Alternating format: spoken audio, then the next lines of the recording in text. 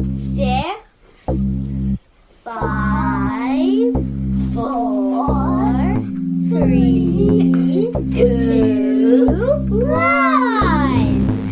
How about we do it again? 6, 7,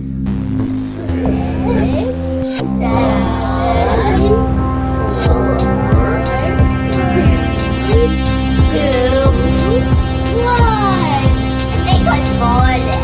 Okay, let's try one more I time. definitely Ready? I can move you. Making review. Making review. Say 6, 6, 5, 5, 4, 3, 2, 1.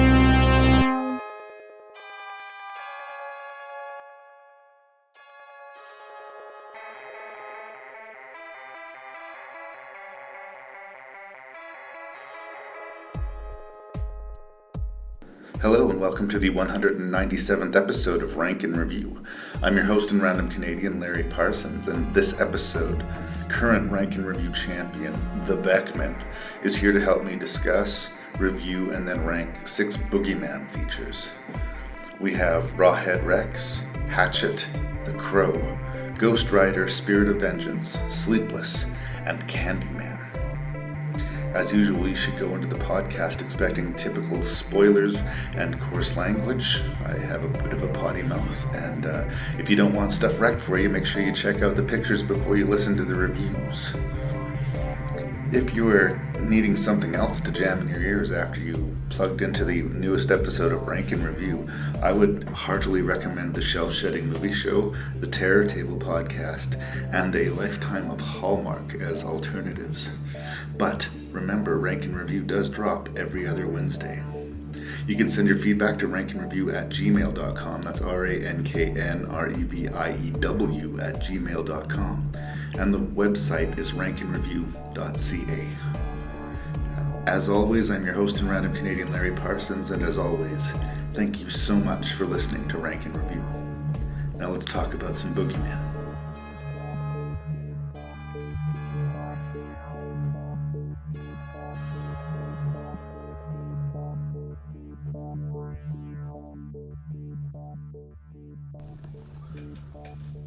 Hello and welcome to another fun-filled episode of Rank and Review. And joining me, your host and random Canadian Larry Parsons, this episode is, at the time of this recording, the current champion of Rank and Review. The much celebrated, the much venerated, Mr. Lee Beckmann. I prefer the title instead of Lee Beckmann. It's just You just want the Rank and Review champion? That's all you want? No. It's just the Beckmann. The Beckmann. All right, the Beckmann is with us. I thought it was like already established, man. I'm sorry. I deeply apologize. I'm so glad to have you back as our reigning champion. I'm such a You're going to be so mad if, like, the episode before this one, because we're going to try and bank another episode here. Of course. This is the way. This is the way. That's how it happens. We're going to talk about Boogeymen this episode. What do you think, you don't have to give me your ranks, but what do you think of the selection? I gave you a bunch of options. You picked this one. What was it that drew you to the list? There's some really good films on this list. All of them I could, speak somewhat. I think all of them I could speak somewhat lovingly to them. Stephen King once said that even like a bad horror film is still a very good time, and all of these films at least make me smile in some sort of way. And they're really sort of about, dark boogeymen. Yeah. There's a central character either resurrected or some kind of monster that's going to be affecting its own vengeance or affecting some kind of violence upon the people who awakened it or affected it. And some of them are more complicated than others. We have a couple of R-rated superhero pictures, arguably, or comic book pictures. It's hard to call The Crow a superhero or Ghost Rider a superhero, but...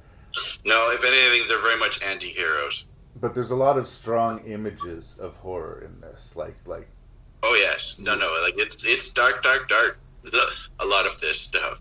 Absolutely, and I like a lot of 90s and 80s sort of retro stuff to sort of warm us up to, like in the era of movies when I was really excited about these for the first time, and I was more susceptible to the tricks of the genre. So it's like weird. I have a relationship with The Crow. I have the relationship with Candyman. I watched it when it was new. I watched it when I was in my 20s, and I've watched them again now. Yeah, I think I saw most of these in the theaters. Yeah. I didn't see Candyman in the theaters. Oh, it was good. May you rest in peace, Pacific Cinemas. Yeah. It was one of the first horror movies I saw there.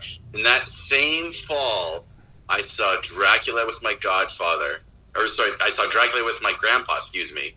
And I saw Candyman on a date. Nice. Yeah, good old Pacific Cinemas. Off topic, my first R-rated horror movie was Misery. Really? It's not in the theater. I'd seen The Shining, and I was still in the single-digit age category. But where I got to go see something in the theater. Yeah, I think mine was Child's Play too.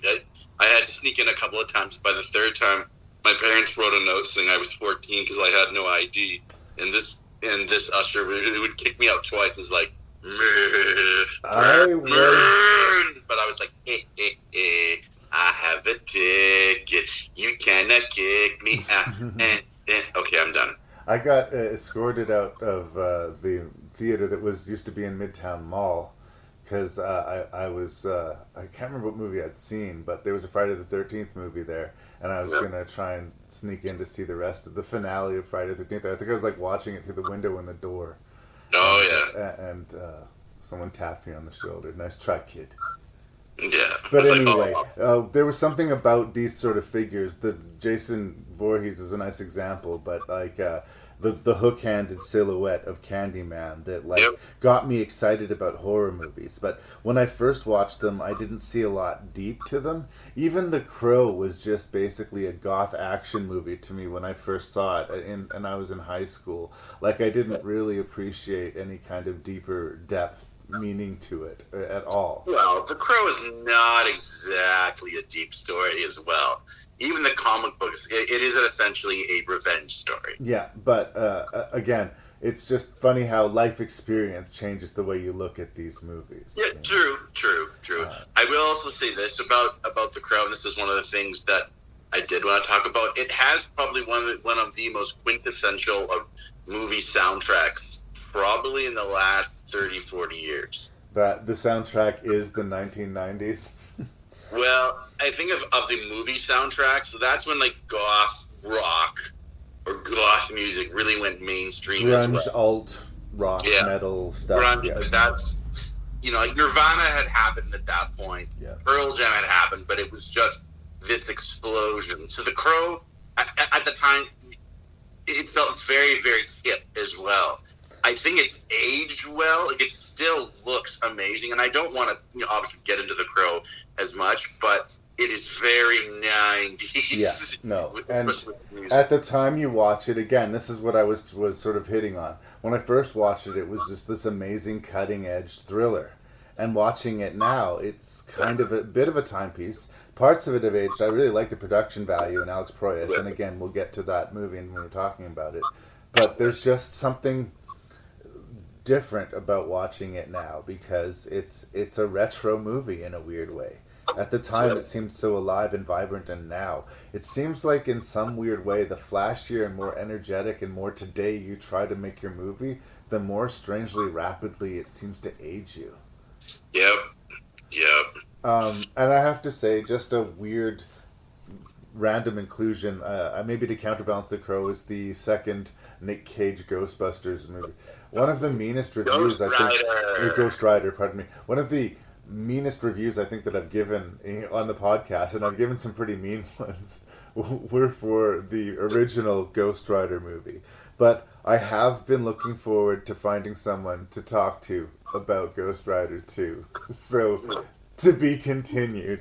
Yeah, this is going to be an interesting conversation. My sort of like final sentence on Ghost Rider was, the original Ghost Rider is kind of like the perfect 13-year-old boy movie. That when you saw it at 13 years old, it was awesome. But when you revisit it as, let's say past even 19, you're like, oh my God, this movie is terrible. Yeah. But now we have Spirit of Vengeance. Yeah. What? Yeah, like... From the creators of Crank. I know, which is really even, like, I do think they can be capable filmmakers.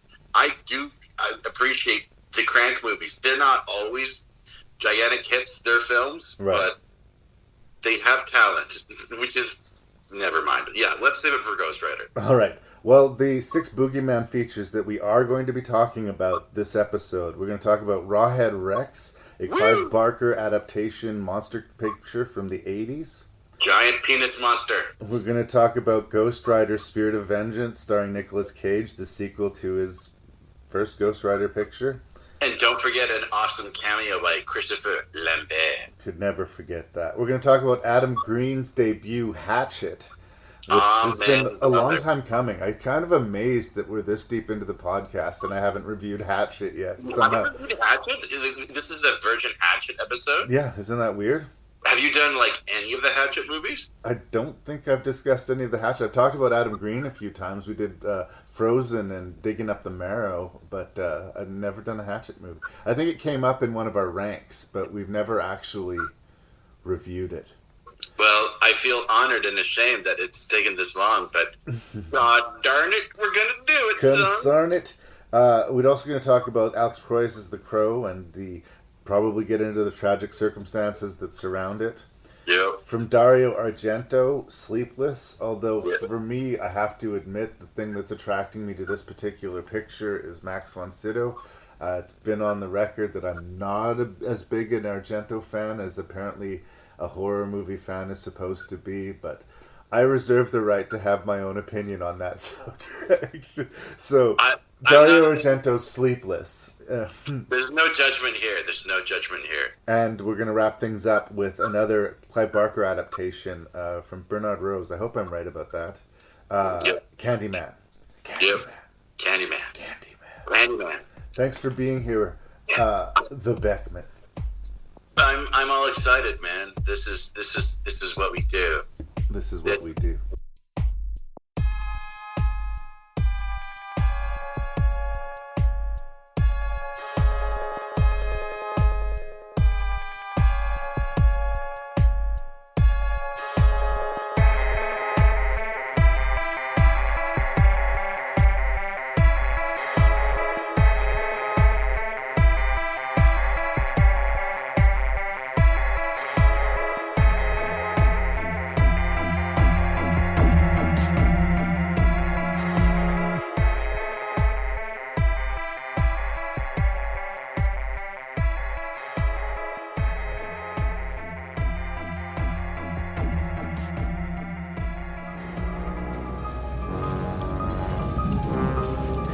What I saw wasn't human. Oh my God!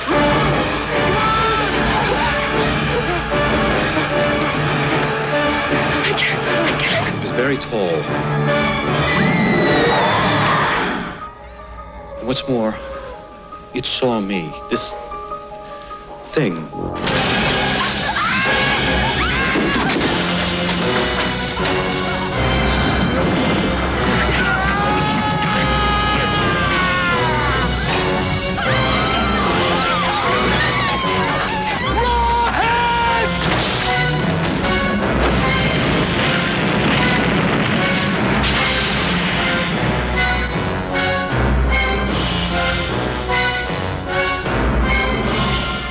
Rawhead Rex. All right. So there's this movie called Rawhead Rex. It's from the 80s. It's one of the first, I think maybe the first adaptation of Clive Barker. And it is written by Clive Barker, but that is sort of the full extent of his involvement in the production.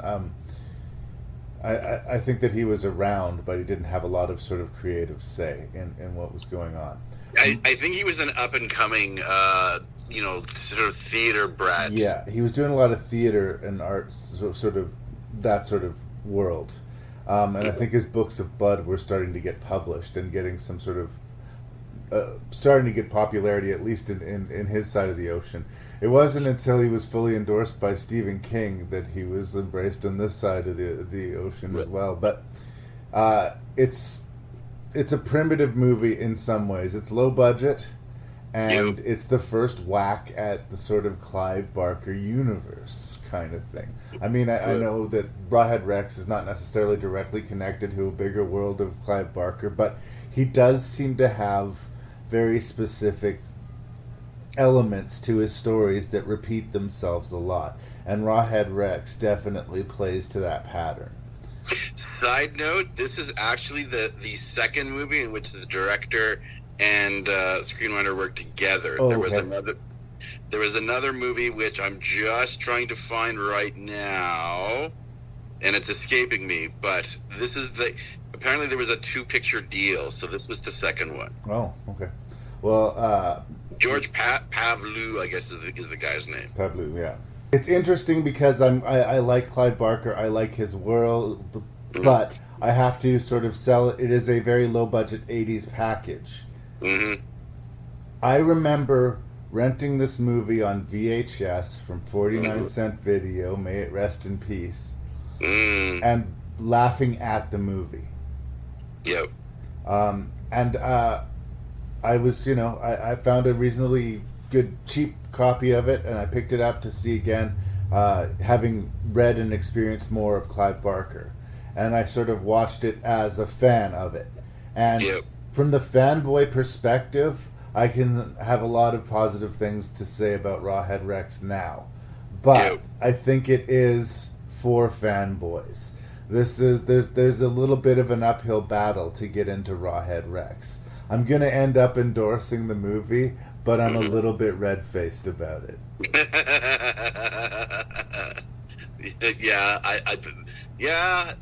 I just sort of admit my guilt of like bad schlocky, midnight movies, and just say this is your universe. If you're sitting down to a movie about a sort of giant Masters of the Universe looking monster that does very odd things, then thank you is all I say. Well, the cliche, the book, in this case novella, is always better than the movie, though. Yeah. I think it's true very here. I say this here because when out of nowhere really left turns take place in this 80s cult classic cheese fest horror film, you will understand why. Because this, of course, is an early work by Clive Barker. Apparently, when this was all said and done, this project was the catalyst for Barker to write and direct most of his work, or at least like the length of popularity in Hollywood, which was about a decade, in the late 80s to mid 90s, you would say? Well, he was making his own movies, of course, Hellraiser and Nightbreed, and he was producing some of the sequels, the early sequels, I think, but to limited degrees of success. I've always thought that Barker is at his most successful as a storyteller, as an imaginative thinker. I think that, like, when Bernard Rose directs Candyman, that mix of talent can have really good results. I think that not everybody didn't know quite what they had here, even Clive Barker. I think, weirdly, the thing that I end up liking about the movie is essentially what we have is a monster jumps out of a hole in the ground and kills a bunch of people. Yeah, no, it's very simple in a lot of ways. I will say one more thing, though, because of the way this movie is, and Barker disowns it, at least publicly. We have indirectly to thank Rawhead Rex for basically the original Hellraiser. Right. If it wasn't for this, there would be really no Hellraiser, and so I say thank you, Rawhead Rex. Well, I still believe that somebody would probably get around to adapting some of Clive Barker's stories. It just might not have been Clive Barker himself, arguably. Yeah. But anyway, Rawhead Rex. Rawhead Rex. If you want to get into sort of the Clive Barker-in aspects of the story, it's a very male-affected creature. Like in the description in the novella from the Books of Blood, he's like an animated, veiny, muscly, penis-looking thing with a big toothy maw. And it does still have arms and appendages, but like it's very It's very penile. Yes. And It what is the a movie walking doesn't schlong. the movie doesn't do that, and I understand that choice. Yes. But I'm not super happy necessarily with the choice they did make. Like, he has the big open maw, but he does. I think the Masters of the Universe figure is actually a good analogy. He's got this weird Warhammer mohawk and this big open mouth, and he's sort of animated, but not enough to be convincing. Like, he lands almost in Muppet territory at times. It's like he's got this like giant lockjaw that he just can't quite close. So any seriousness or any form of tension is immediately jettisoned like the second you see him. Even when it first arrives, which is probably at least the coolest the monster looks when it first comes out, it looks just very Teenage Mutant Power Ranger-y. He's a Conan the Destroyer level villain. Yeah. And the movie doesn't want him to be that. The movie wants him to be a seriously terrifying creature and malicious and evil. Yet, in sort of classic supervillain ways, he has some pretty particular weaknesses. In the book, he has an aversion to women who are on their period, and he's revolted by pregnant women and like the whole idea of life and creation, which he sort of is a representation of the opposite of. He's this angry male rage, and he's disgusted and repelled by women, but he'll pretty much kill anything he comes into contact with. I don't know if it's territorial or if it's masterly thing. And we have these priests that get sort of baptized in his urine and start worshipping him. And again, that's a very specific, sexual, ugly, gross thing that's very Clive Barker that I think sort of in a weird way distinguishes the movie. Well, that's the thing. There are some really strange turns in the sort of generic monster movies that this is why I sort of recommend, because I actually did the same thing that you did, because like spoilers, we talked about this 2 days ago. I actually sat down and listened to the audio version on YouTube. Oh, yeah? And that's the thing. Like, if you didn't know what Barker was going for, which he was basically doing, like, the physical embodiment of, like, male toxicity or the patriarch, whatever you want to do. Like the worst of it.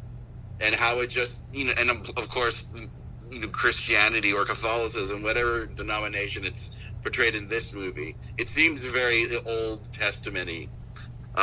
Is also part of the patriarchs, and so that has to be offended and stomped on. This is a strange movie. It popped into my head a little bit too about the sort of the homosexual angle too, the whole repulsion and anxiety and fear of women.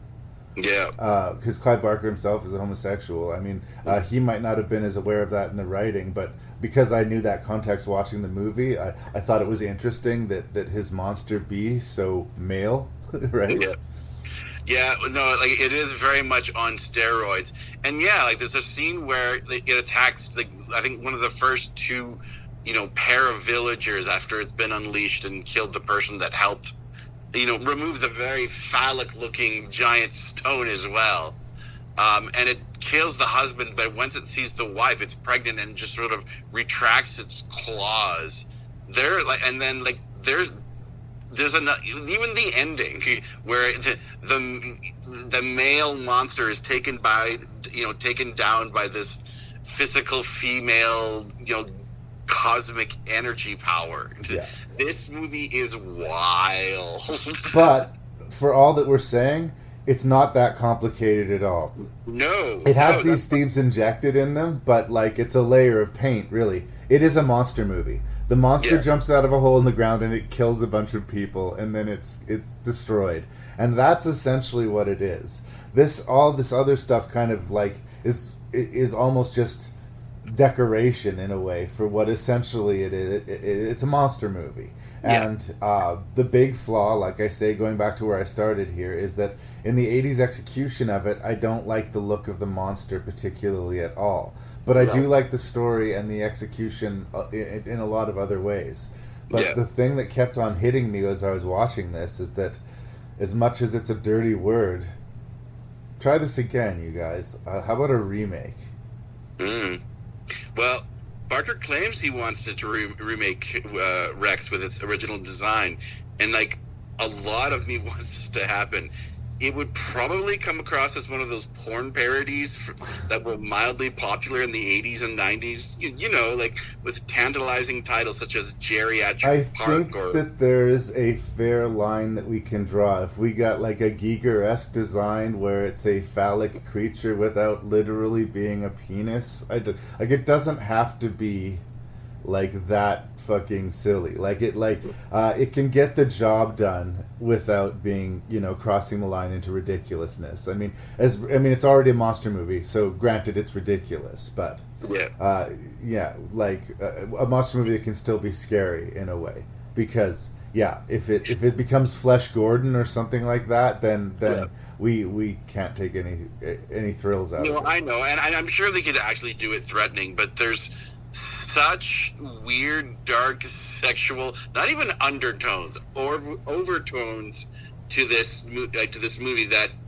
to like the casual viewer who would know very little about Clive Barker or horror movies in general, they would watch this and go, "What in dear God?" Yeah.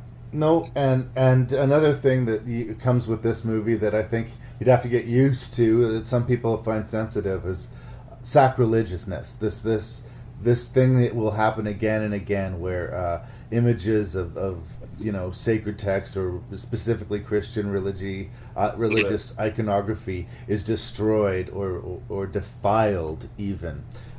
We definitely see that here, and some people that really they find that upsetting. I don't take it personally. I just think that it's kind of a weirdly nervy angle to play in some people. I think you lose as many people as you win by playing that card sometimes.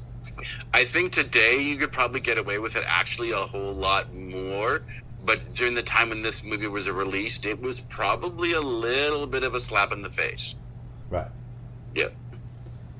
I mean, I'm making excuses and I'm sounding apologetic for the movie, but here's an example in contrast, right? Yeah. The main character, well, first of all, there is no American character in the novella. I know. That was another thing that was strange. The main character who sees Rawhead and no one believes initially, there's some sort of personal competition happening between he and Rawhead. Yeah. And Rawhead somehow magically manages to show up wherever he is. Like, I don't know how if he teleported or what that angle of the story is. Like, literally his kid stops to pee and Rawhead is there to attack. And we see Rawhead approach the van where the boy is there by himself, vulnerable. We see the boy back away in horror, and we see the father react to Rawhead attacking, but we don't see what happened. Yeah. No, it's in the story, by contrast, Rawhead makes eye contact with the father, then rips the son's head, or bites the son's head off in front of him, making it intensely personal, intensely gory, intensely violent, like, holy shit. They couldn't or wouldn't do that there. And I mean, I don't know if that's something that we would want to see again. There's probably a middle ground between the two. But there are scenes that the movie kind of flinch on that Clive Barker probably wouldn't have. Now, whether or not he should have, I guess maybe would be the other question. Well, I don't know. I think, considering how much has been, we've now had films like Inside and, well, even It be sort of a number one, Dr. Sleep. It seems like kids are on the menu now all of a sudden. Yeah. And I'm sure once again in the 80s it was kind of very choqué, and now it's passé. I think we could get away with it. The question is, do we want to see a giant? I thought it was sort of a mix between a Jack Skeleton from the Nightmare Before Christmas looking creature and a giant mushroom penis looking thing. Right. But lots of teeth. I would pay money to see that. Right. But again, a redesign of the creature, a little bit more, like, again, I don't need to see a kid's head get bitten off necessarily, but some middle ground between the 80s version and what the story presented could be cool. And I don't know. I'm in the same way I can sometimes get hungry for just a unashamed slasher. I could really just go for an unashamed monster movie. A movie that says, this is a monster movie, and it's about a monster that kills people, and we're totally okay with it. And, like, fine, yes, thank you.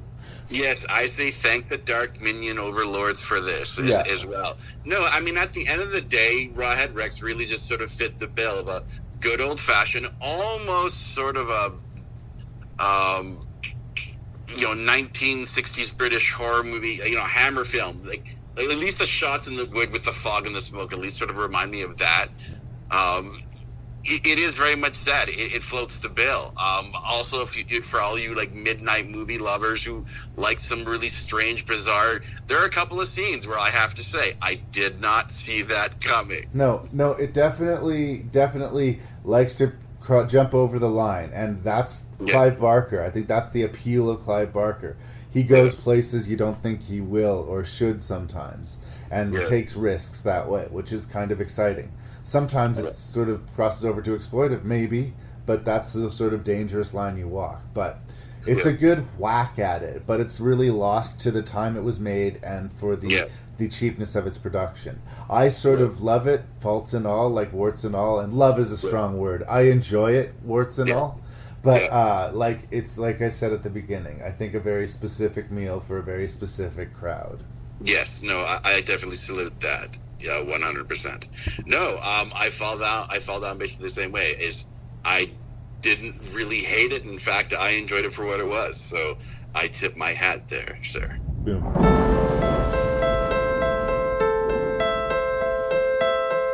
Once upon a time, there was a boy named Victor Crowley. Folks weren't too kind to Victor, so he stayed hidden in his daddy's house, out in the bayou. One night, some mean children came to his house, and there was a bad fire. When his daddy chopped down the door to save him, he didn't know Victor was pressed against the other side. And poor Victor Crowley died. They say people disappear in those woods. And legend has it, if you get close enough to the old Crowley house at night, you can still hear Victor Crowley roaming in the woods, crying for his daddy.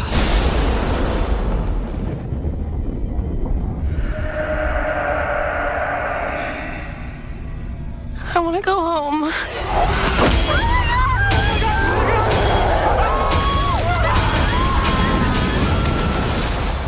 So, Hatchet's a weird beast. This is the debut feature from Adam Green, and it's really rough around the edges. Like, I'm going to be honest. It's really rough around the edges, but you can tell it's made by somebody who loves the horror genre, who knows the horror genre, and by his own admission has been wanting to make this movie since before his balls dropped. He came up with the idea of Victor Crowley when he was like 12 years old. And he nursed this thing, and he nursed this thing, and he managed to scrape up some money and get people to help him make the movie. And not only did he get people to help him make the movie, but he's populated this entire movie with people from the horror genre. Most of them are just there for a blink and you miss sort of hello, but there they are. And like, this must have been such a great, dream come true experience for somebody who's grown up loving the horror genre. And being able to work with these people, even if it was just for a couple of hours, would have been a great, fan moment for him. But in the end of the day, it should have just been a self-indulgent sort of like fan wet dream come true, but the movie's kind of neither here nor there. And I think that's what it is for the first half an hour. But the last hour of the movie, I think absolutely, completely, in kind of an A+ sort of way, delivers on what horror fans want from this type of slasher genre picture. Like, it's a weirdly delicate thing to handle, because he would do the exact same thing a few years later in Hatchet 2, and I liked it significantly less. There is some kind of perverse magic in this movie. I think part of what makes it work is how rocky the first half an hour is. In a way, it makes you kind of lower your expectations of the movie. So then when it comes this full bore, crazy, like ridiculously over the top violent slasher movie, all of a sudden a smile just kind of pops on your face. At least it did for me, and it never left. Like, we got Kane Hodder playing killer as, like, you know, everybody's always wanted him to do ever since he, you know, mastered playing Jason Voorhees. We got a very capable, very likable, and mostly relatable cast. And, I mean, characters. And almost everybody in the movie is kind of interesting. The sleazy guy with the camera, that's Bill Murray's brother, right? The two guys that get killed in the cold open, that's Robert Englund and Josh, what's his face, from the Blair Witch... Josh Leonard from the Blair Witch Project. From the Blair Witch Project. Like, the movie just keeps on throwing you stuff. And even the stuff that doesn't work will work on later on. I thought that Tony Todd's cameo in this movie was lame. Like, I like Tony Todd as an actor, but I thought that looked and felt phoned into me. He comes back for the second one. He comes back for the second one, and he absolutely redeems himself, I think. But in this movie, Tony Todd, it just seemed like, here, I'm making a cameo in a nothing horror movie. Right? So... long story short, I'm sorry for the drawn-out introduction. This is a movie for people like Lee Beckmann and Larry Parsons. This is like full-blooded, gross-out horror, and it's fun. Like, spoilers, everybody dies in this movie. And I didn't walk away from the movie being like, oh, that's horrible. You know, I didn't feel drained by it. It's not about letting somebody, like... although it has some brutal kills, it's not even necessarily a torture movie. It's a spectacle movie. It's a splatter movie. And I had a lot of fun with it. Yeah. I guess one of the questions I was going to ask just to start was, are some films just critic-proof? Because what Adam Green has done is essentially a giant love letter to those slasher films that were very popular in the late 70s and definitely during the 80s. Yeah. But those films were usually trashed by the critics. So Adam Green, for his, you know, first big movie, I have to kind of admire, you know, his big brass balls, that he decided to make an old, as advertised, an old-fashioned slasher horror film. And, like, people get their faces sanded off, right? Yeah. And, like, that is objectively ridiculous. Jaws are, like, dramatically removed and almost a 360. Yeah. And, again, practical effects, and it's so ridiculous and so over the top that as much as you can be, like, grossed out and go, holy shit, you can't be devastated by anything you see. There's just this lacquer of ridiculousness over everything. That was another thing I think that worked in its favor, is there's not a serious bone in this film's body. Oh, no. Like, it just wants you to have fun, and it lets you know that early. Yeah, and I was worried because I remember you recommended this a long time ago, which, by the way, I do need to find a new copy of Hatchet, as my DVD copy just went boom. Watching this, I guess it was just it's scratched. I mean, anyways, long story short, I was kind of worried the first time because the first 20 minutes, a lot of the characters, yes, they are caricatures, but they are so grating and annoying. But it is deliberately done. Bravo, Adam Green. I wasn't sure if it was deliberate until we got on the bus. Yeah. Like, it was like, because at the time, especially, I didn't know who Adam Green was. He didn't have a bunch of other films behind his back. This is his first movie. And yeah, it's great that you were able to get these cameos and, you know, afford these people to be in your movie. That's good. But, like, do you understand the form? Are you a filmmaker? And yes. But there's a moment when they're on the bus where there's a meet cute between our like, who are going to be our two most focused on characters. Yeah. And the bus pulls out of the station, and the soundtrack choice is weird. It reminds me of like when in Jaws, when they set out on the boat journey to catch the shark, and there's this really sort of big adventure score music that kicks in, and it seems incongruous with the rest of the movie for a second. It's like the horror part of Jaws ended and the adventure part of Jaws is beginning. Yeah. But in this movie, that sound cue was telling us, okay, now we're off to the carnival. Like, Yeah. This is everything that you think it is, but we're doing this on purpose. In another movie, having two girls who are basically girls gone wild, showing their titties the whole time and snarking at each other would get on my nerves. But this movie's actually commenting on it. And I think that the two actresses, on top of being, attractive and willing to show their breasts, understand that they're commenting on it, which I'd like to think made it a little bit easier for them to do the job, right? Yeah. And no, it is the sort of classic, I'm going to, get away with showing female nudity by, satirizing whether it is Girls Gone Wild. They did the same thing in Piranha 3D. Absolutely.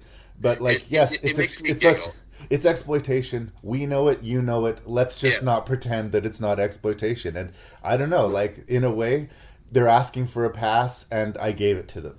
Oh, yeah. No. It went down like a nice milkshake. It was kind of funny. I had completely forgotten about Girls Gone Wild. I was never really into that kind of stuff, but I remember in the early 90s. In the 90s, the ads were all over television, I remember. Yes. Then the internet happened, and I guess that's Yeah, it's interesting because I watched this also with the commentary, and they talked about when they were shooting in New Orleans, and they shot relatively early in the morning, and the one thing they noticed is a lot of the women that were doing taking off they putting on the beads and taking off their shirt were not the quote unquote stereotypical model good looking woman. It was usually the 60-year-old grandmothers or 40-year-old moms flashing everything, which was fine, but it was the whole illusion of 20-year-old women running around going woo might actually not be the reality of Mardi Gras. Don't get me wrong, there was debauchery everywhere, as they say. I guess 8:30 a.m. on Bourbon Street is not where they have all the A players out. Okay. That's true as well. I'm sure they're all recovering from the night before. But I do love New Orleans, and I do love the Cajun vibe and sort of the feel of the culture and the swamp and the goofy, crass humor, but every character has it. It's not like they just single out the one fisherman who drinks his own pee. Everybody has a weird, movie affectation. Yeah. No, I do want to shout out, because Adam Green is gifted with a really good cast. Of course, you've got Kane Hodder, who gives what I think is probably the cutest massive serial killer performance. There's a couple of scenes... I know he's ugly, and he's basically, I don't even want to use the term mongoloid. I don't even know what word you want to use, but at one point, he's just demolished one of the red shirts, and he turns around and does this smile, and instead of being horrified, I was like, "Aw." There is a weird childish quality to him, I think. I think it's because the overalls with the suspenders. I mean, I know a lot of, I guess traditionally farmer folk will wear those, but I don't know. It's like the kind of baggy pants that a little kid would wear. Yeah. And the fact that he's just immensely powerful to the point that he doesn't seem to understand his own strength. Yeah. And this is where, I knew we were going to have to get to it. But the gore in this movie. When I told you about the movie, I remember saying, you're going to be not sure about the movie for the first half an hour or so, but then something's going to happen. And when that thing happens, you'll just relax and everything will be okay. Yeah, you were right. That's for the old couple, the first two that get killed on the boat. And to say that they get killed is just doesn't do justice. No. They're destroyed. Yeah, they are peppered, diced, and filleted. I want to give a shout out to Richard Rahil. I'm sure I'm getting it wrong, and Patrika Darbo. Those are two actors that I've seen before. They're one of those character actors. They're both in lots of movies for two scenes. Yeah, but I recognize both of them absolutely. Yeah, and yes, Joel Murray, Bill Murray's brother, does show up. Also, Perry Shen is one of those recognizable faces. Perry Shen's going to become basically the through-line face of the series. Yep. Dion Richmond, for all you Cosby Show watchers, was that little kid that was on the show for a while. I recognized him from somewhere, but I don't think that was it. Yeah. And of course, Joel David Moore, who Avatar and Shark Knight. Yeah. Yeah. But again, as much as I like all of those actors, I think the thing that makes me remember and cherish Hatchet is the over-the-top, grotesque practical effects. He twists the head off of the one guy, and then he splits, like he grabs by the lower mouth jaw and the top and just unfolds her head, and she explodes all on camera. And it's like, it's not a CGI effect. They do a quick cut to go from her to the prosthetic.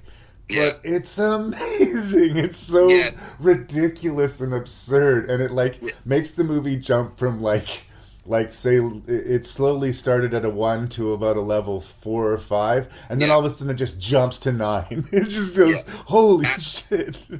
Adam Green surrounded himself with very, very talented people. John Carl Buechler, of course, the man who directed Friday the 13th Part 7, did the practical effects for Hatchet. He's also the one that's, drinking the urine in the water. The boat, yeah. It makes you wonder what Friday the 13th 7 would have looked like if he didn't have it cut to shit, right? This is no longer the age of the MPAA trying to flex its muscles and save the children from the violence.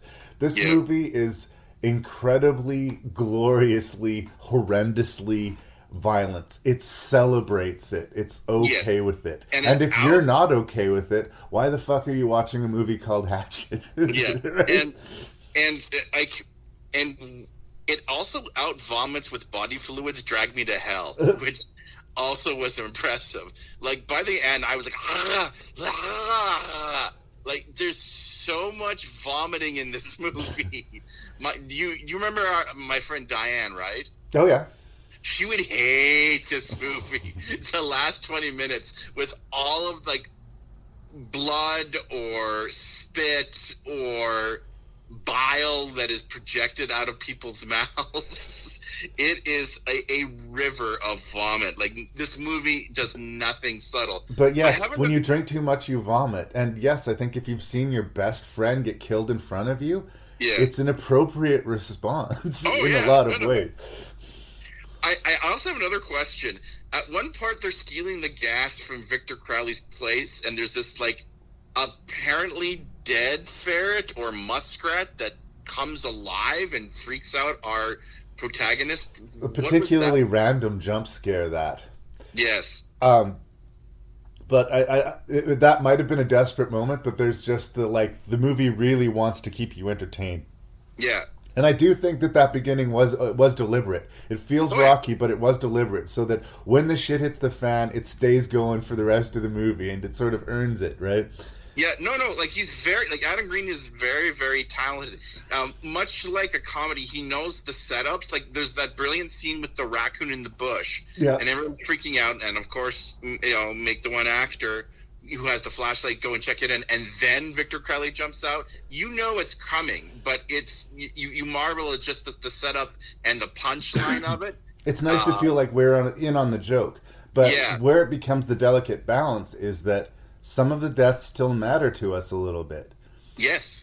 When the best friend goes, it's like, he didn't even want to go on that swamp tour. He was just tagging along to try and cheer up his buddy. Yeah. Or the two stripper girls that are always catty with each other. They're stereotypes, and they were basically just there for the exploitation angle of it, but they have such terrible deaths. It's good Lord, this isn't everyone right. Who exits this movie gets their due. No one feels cheated at all, even from our tour guide who gets but his head and legs is jettisoned from his body. Victor Crowley's really big on ripping people's bodies apart with his hands, and honestly, I prefer that. When we move on to the sequels, he gets these elaborate, huge chainsaws and weird weapons that he likes to use, and I don't know, there's something really tactile about the fact that this guy just physically rips you apart. It's just crazy. But that might be a flaw. I mean, I've been pretty much gushing. Well, see, that's when it comes back to my original question. What films are critic-proof? Right.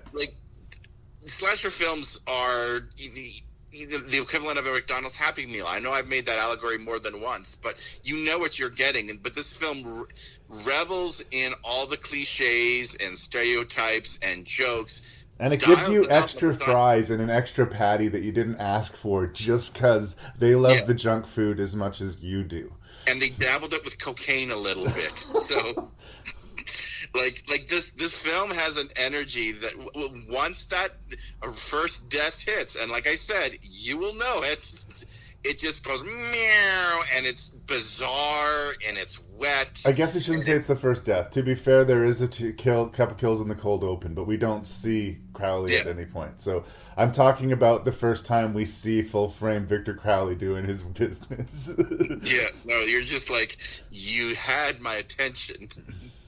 No, you had my curiosity, and now you have my attention. But it's weird because it's stupid, but the characters are real enough that we can care enough that they die. Like, there's an emptiness to it, but it's fun. Victor Crowley is just, like we talked recently about Rawhead Rex. He's a monster that jumped out of the ground and started killing people. And if there's a flaw to the movie, and this probably just goes with the fact that it was a 12-year-old boy that thought it up, right? There's no winning with Victor Crowley. It's understood in this movie by all of the locals, and going forward in the franchise, there's just no reason that, like, it would have been nice if not that if he had a weakness or if there was something about a backstory to give us hope. Yeah. Because really, once they're in his swamp, it's the credits might as well roll for everyone. And I have to give credit where credit is due. It's also a film that, like, it knows the rhythm well of a slasher film. Like I said, even with that, raccoon bush scene. But at the same time, the movie ends just very suddenly, and it kind of works. Oh no! Like, they're not going to do a denouement. They're not going to show the boy kiss the girl. They're not going to no. We're done. This is the high point of the movie, and we're gonna slam the credits. Yeah, and it Perfect. ends on a really violent, horrific ending where, good does not win. Well, and he tries to do that same ending in the sequels too, but it's never done as well as it is in the first one. No, so, it's weird. He does anti-aesthetic things, if that makes any sense, even from the opening credits. Yeah. Where it's like, this is not what I would choose for my movie, but okay. But it's the right call somehow. Movies that have no denouement and just kind of end at times. Like, I think of Mom and Dad and how that with that film stops. It didn't work. Or The Lost Boys just stops. Right? Yeah. Yeah, but that works. That ends on a joke, and that's a joke that we've seen set up. Yeah. Where Mom and Dad just sort of end, and there's so many, and there's so many questions, and then you're like, no. Yeah. Well, that's the difference. There's movies that end, and there's movies that stop. Yeah. Hatchet is for horror fans. Like, I don't think it's going to reach you if you're not already somebody who likes the form. Yeah. But if you are a horror fan and you haven't seen Hatchet, what are you doing? Yeah, do yourself a favor. Leave now. Stop what you're doing. Yes, you listening to the podcast. Stop what you're doing right now and put on Hatchet. Agreed.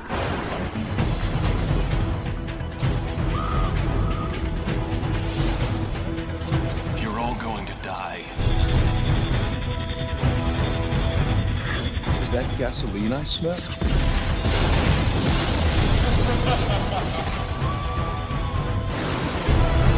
Victims, aren't we all?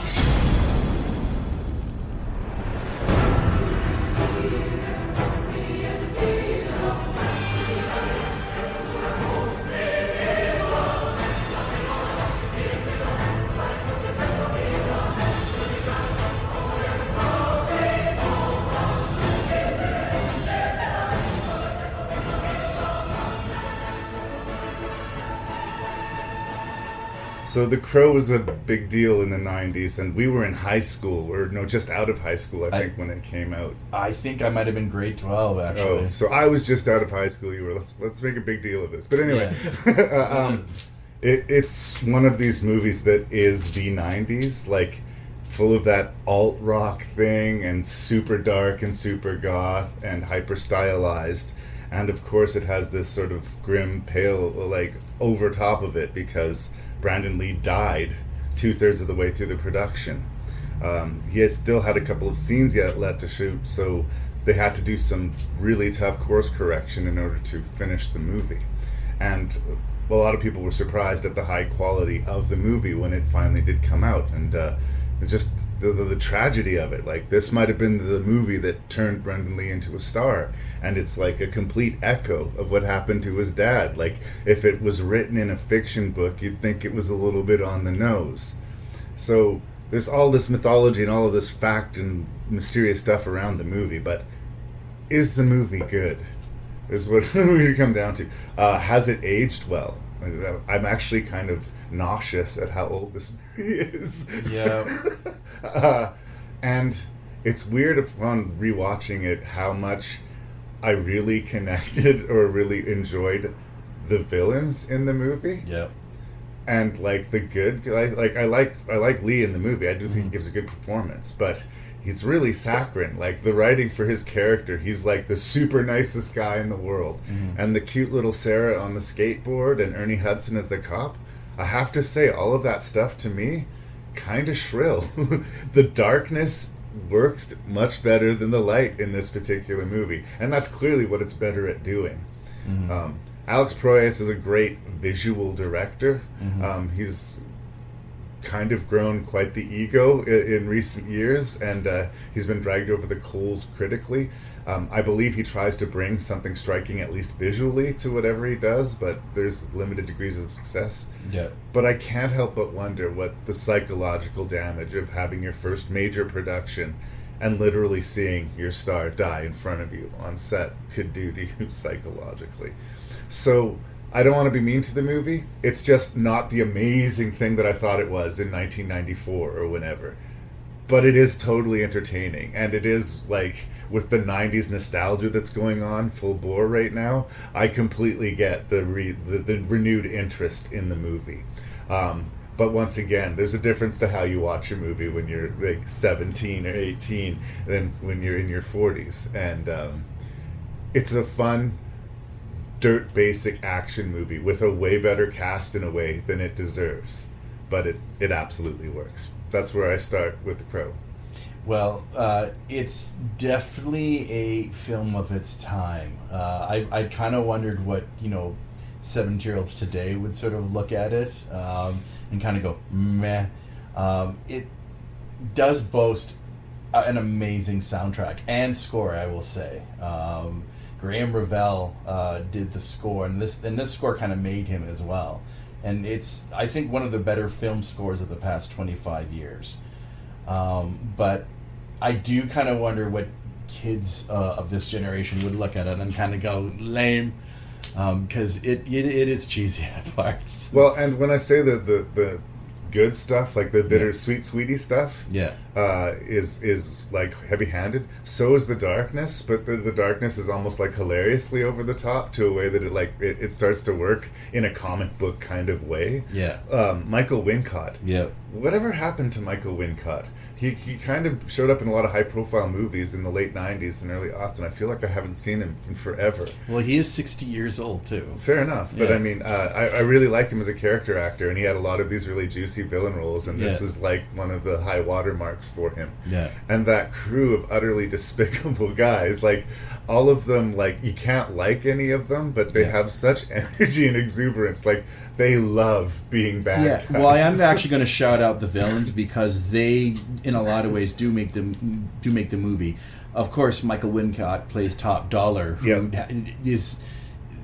He's almost like a Shakespearean villain in a lot of ways. He's so bored and so over a lot of the murder. Unimpressed with all this, people coming back from the dead to try to kill him. Raping. Whatever. Yeah.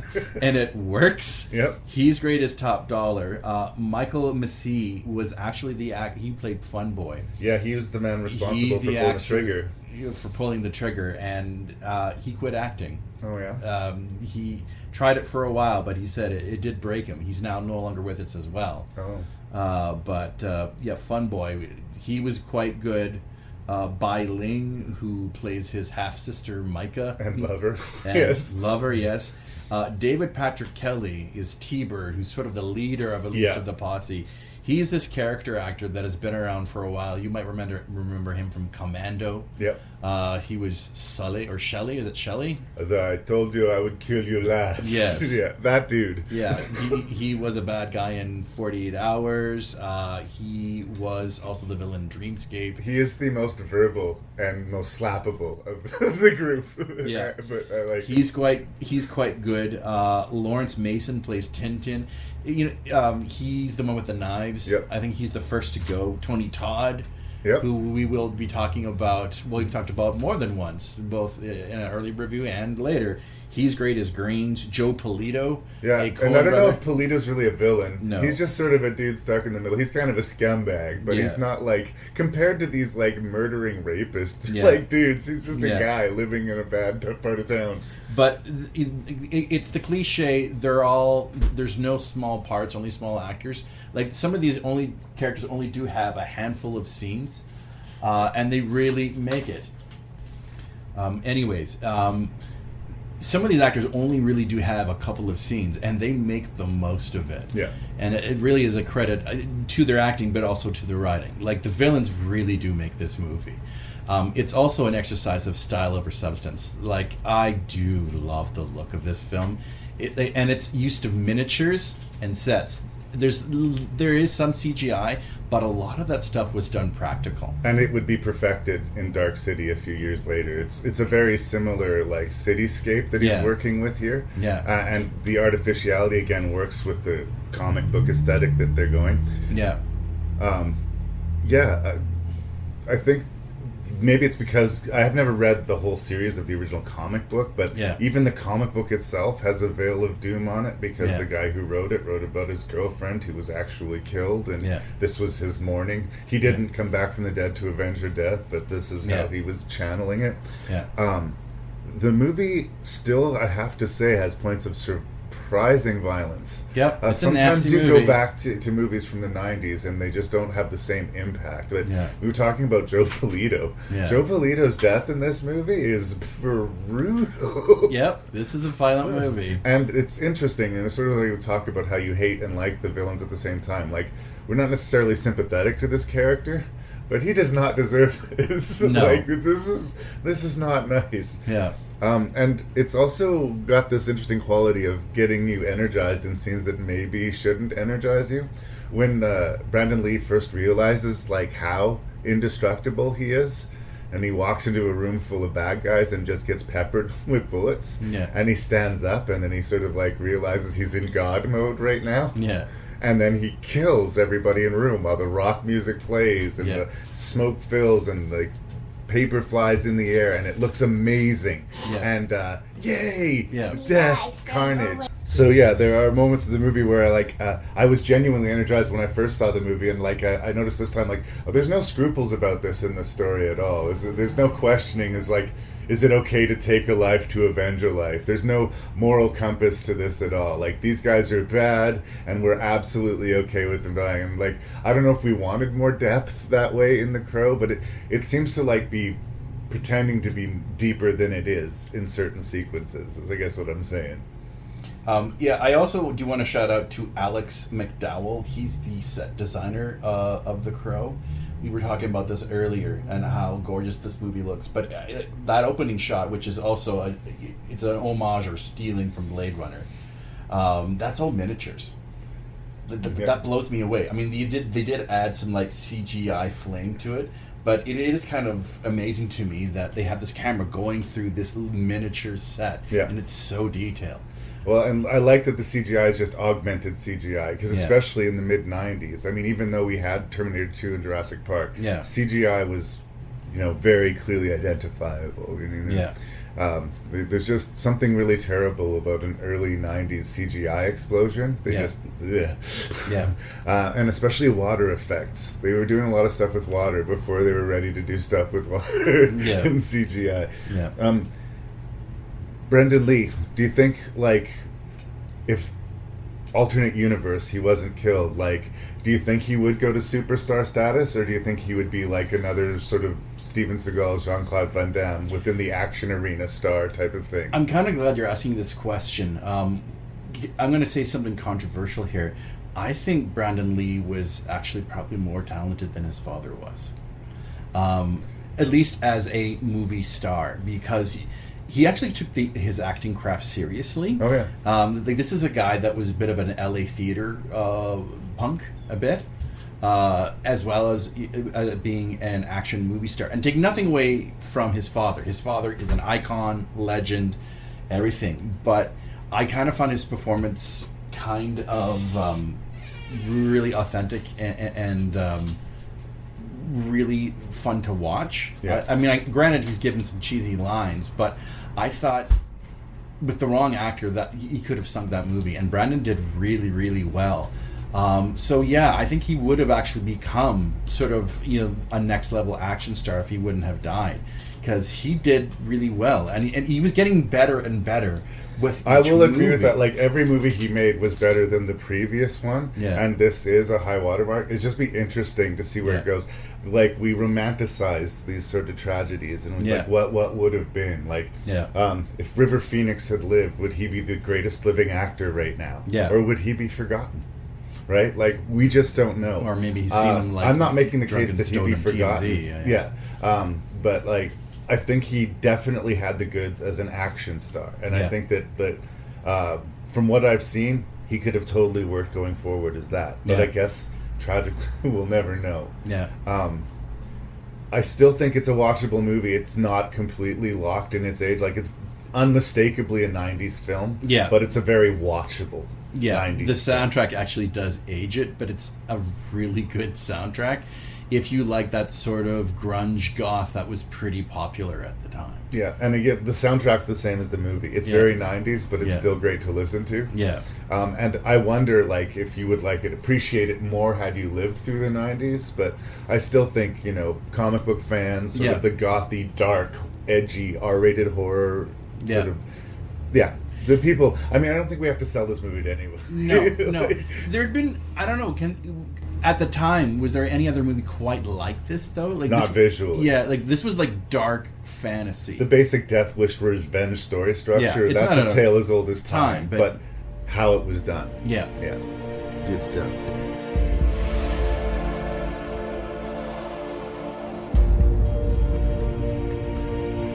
This thing. There's no conscience. Just hunger. The rider's going to come out. And when he does, he'll destroy whoever's got it coming.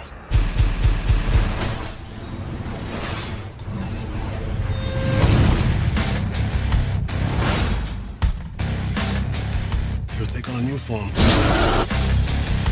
One more powerful than he's ever known.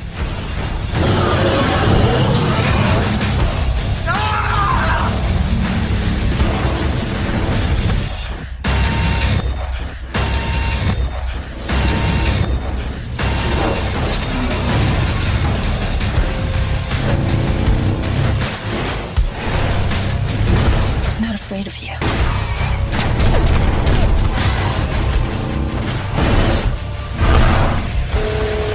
You know what? That should be the opening of this conversation.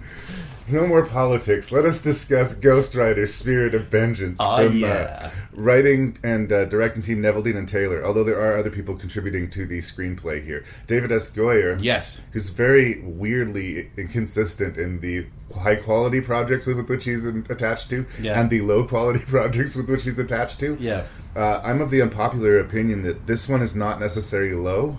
It's not high. For me, this movie is kind of a middle ground superhero movie. It for me does the job enough. I know it's a really hated movie, but I honestly feel like it's overspill from the Ghost Rider movie. Like, I do not want to oversell Ghost Rider Spirit of Vengeance, but it has more energy and more sort of comic book fun in it in any given 10 minutes than the entirety of the first Ghost Rider film. And you still get crazy Nick Cage. Yep. And you still get really pretty special effects. Yep. Better even. And it's efficiently told, strangely star-studded, and, like, it's not smart. it's an incredibly dumb, simplistic Ghost Rider adventure. But what did you want to see when you sat down to watch Ghost Rider Spirit of Vengeance? So, I don't know. I kind of feel like the zeitgeist has been a little bit hard on this. It's not like I'm, like, chomping at the bit for more Ghost Rider. Yeah. You know what this movie, a nice analog for this movie is? Yeah. Conan the Destroyer. Okay. You know how I want to Conan hear the this. Destroyer is not a particularly great Conan movie? Yeah. Especially considering the original Conan movie and how awesome it was? Yeah. But it was like a good enough PG adventure, closer in a way to the comic books that I was reading than the actual first movie had been. Yeah. It was dumb and it was fun and it did the job. And that's what I'm going to say about Ghost Rider Spirit of Vengeance. Yeah. It was dumb, it was fun, and it did the job. Am I completely insane? Because I feel this is a minority opinion. You're not insane, and in fact, like, this is actually the fourth time I've seen this movie. Well, that says something. Like, that you would rewatch a movie that many times, right? Yeah. Well, I know. First time I saw it in this beautiful San Francisco movie theater. It is miles better than the first one, but that's not... That's a low bar. Yeah. What were people expecting, I guess, is a really good question from a Ghost Rider movie. I will say that probably the best interpretation cinematically or on the TV was the Agents of S.H.I.E.L.D. I don't know if you ever saw that. I have not. Well, I saw the first season, but I don't believe Ghost Rider was in there. Yeah. I thought that was close to the comics, but at the same time, this one also was pretty close to the comics as well. If I had to, like, put my critic hat on... Well, that's what we're doing. Yeah, that's what we're doing. The villains weren't that interesting to me. Like, Roadkill kind of fell into the whole Snidely Whiplash villain. He's just, like, evil all the time. Sort of, like, arrogant, evil. Like, it's just one tone. So I had really nothing to grab onto him. And is it Ciarán Hinds or Ciarán Hinds? It's one or the other of those. Okay. I want to say Ciarán Hinds, yeah. but I'm probably going to be corrected. Probably. And if this actor is listening to this show... I know he's a big fan of the show. Exactly. He plays the devil. I actually like that actor quite a bit. The thing is, I love that actor. Yeah. Usually he shows up because he's brilliant in Rome. Yeah. And he's played villains before. I don't know what it was. It just didn't do anything for me. Whether it's the script, the direction, his choices as an actor. I think it's always weird when you have the devil in kind of a bitch role in the movie. Like, the devil is supposed to be all-powerful, but he really needs this ritual to go off, and, this kid, he's trying to get... Actually, we haven't really mentioned the quote-unquote plot. All right, so here we go. The devil has this ritual to get to where he can sacrifice this special child, and it will bring about a second coming. It's very standard. Yeah. There's a bunch of monks that get corrupted, and Idris Elba shows up. He finds the chosen kid and is trying to protect him, and Ghost Rider gets mixed in on all of this. Yeah. It's a European adventure. Ghost Rider has abandoned everything that had anything to do with the first movie. Yeah. Again, very smart decision. Yeah. Yeah. And he bonds with this little kid, and I think that's the thing that a lot of people had problems with. Like, really? A lot of people close their eyes and have an image of Ghost Rider peeing fire, because the little kid asks if he pees as Ghost Rider if it's fire, and whether it's true or not, Nicolas Cage says it's like a flamethrower, and we get an image of what that kid would imagine. Yeah. And it's juvenile. Yeah. But that's exactly what a 12-year-old kid would think was amazing. Yep. They went to the well, I think, 1-2 times. Oh, absolutely. Yeah, but it's this sort of like, it's a Mallrats conversation. Like, what does the thing's penis look like? Right? Okay, it's like, it is juvenile, but it's what a kid would talk about. And when you're a kid, you're allowed to be juvenile. And they sort of bond over it. Yeah. And in a movie, a Nevadim and Taylor movie, like, they're too busy moving at light speed to really, like, make these emotional moments hit. Yeah. So it's basically just character beats wedged in between action sequences. Yeah. But if that's the problem for you, I think it's compensated for by him making, like, a giant hell tractor. See, and this is fire. Like, I know. That is simultaneously stupid and awesome. And like, that's what I was signing up for. Yeah, see, Ghost Rider Spirit of Vengeance is kind of like the perfect 13-year-old boy movie. There's a whole bunch of them, because the 13-year-old boy movie was like, yay! Exactly. But then the adult is like, okay, no. Don't think. Don't think. Disengage your brain. Yeah. That is actually the way to go. Yeah. And maybe that would make a lot of bad movies good for you, and maybe that's a cop-out answer. And yes, I will confess that I like the IP, but as evidenced by my despising the first movie, it wasn't just going to be good enough to show me Ghost Rider on screen. I want it to be something. Yeah. And again, this is like 2.5-star review. This isn't like me foaming at the mouth. No, I know. Yeah, no, I'm of the same vein. Like, please, like, this isn't like Citizen Kane or anything of that ilk. Like, this is just it is of the sort of comic book movie universe, which there are aplenty. It is just not as bad as I think people will at least let on. Is it stupid? Yeah. Yes. And apparently Nick Cage was really into it as like sometimes it doesn't come across, but apparently he's still very passionate about his work. But like even though they were going to over CGI his face, he got this specific mask made for when he was playing the Ghost Rider to be super intimidating for the other actors, which would be nice to help their performances, because another actor wouldn't even give a shit. It's all going to be green screen anyway. And apparently he had like this ancient Egyptian artifact from some tomb that he kept in his jacket as some sort of token of ancient evil or something. Like, say what you will about Nick Cage, man. Like, he commits to a bit. Look, he's crazy as hell, but his presence in a movie doesn't always save the movie, but will usually add some spice. Look, I am bowing at the altar of the Nicolas Cage fan club, man. Yeah. Like, you don't have to convince me. Right. He can sink a movie. I like some of his experiments fail. Yeah, this is true. Yes, but like, if you're gonna be, whether it be a scientist or an artist, you've got to try, and you're not always gonna hit. So I applaud him. Yeah. When he's on, he's brilliant. But it's also, with, of course, the correct material. Yeah. I think some criticism can be made because he maybe got stuck in too much in the action genre, but if he makes things like Ghost Rider, Spirit of Vengeance, or Mom or Dad, or, was it Color Out of Space, then... Thank you. Thank you. Yeah. Thank you. So, good enough? Good enough, yeah.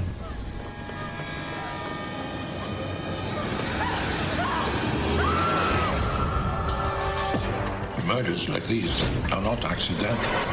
They're premeditated. He likes to hurt. He likes to hurt human beings.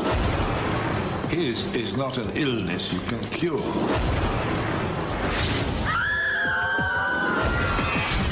gonna kill me! Where are you? I'll find you.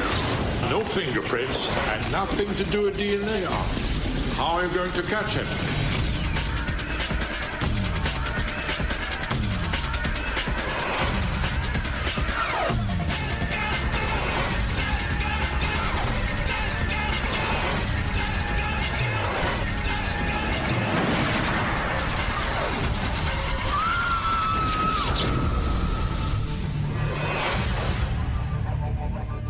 So we're going to talk about a film called Sleepless by Dario Argento. This is later in his career, but not in his really embarrassing stage. Okay. This is all opinion, but I've been on record on the podcast as saying that I appreciate Dario Argento, but I have not been a huge fan of a lot of his films. In fact, 2 of his personal favorite films, Phenomena and Suspiria, I'm just kind of so-so on. Mm-hmm. And I haven't seen his entire oeuvre, as it were, but it seems to me that to a greater or lesser extent, the later into his career we get, the more rocky things become. Yeah. The less confidence I feel, and the more it's just his name on a horror movie, as opposed to him being passionate about putting something up on the screen. And I think that Sleepless lands right in the middle ground, where he's about to sort of flip into the sort of flimsier productions. By flimsier productions, I'm talking about like his version of Phantom of the Opera, or his version of Dracula, which I found really hard to watch, to be honest. Yeah. Sleepless is him in his comfort zone in a way. It's very giallo, you know. We have this killer with gloves, and we have a very clear template that we're not going to fuck with. The movie opens with an almost 20-minute sequence of this woman being stalked and killed, and then the movie starts. That feels like a short film, and then the movie starts, and then it becomes a tedious police procedural for a little while, at least in my opinion. Okay.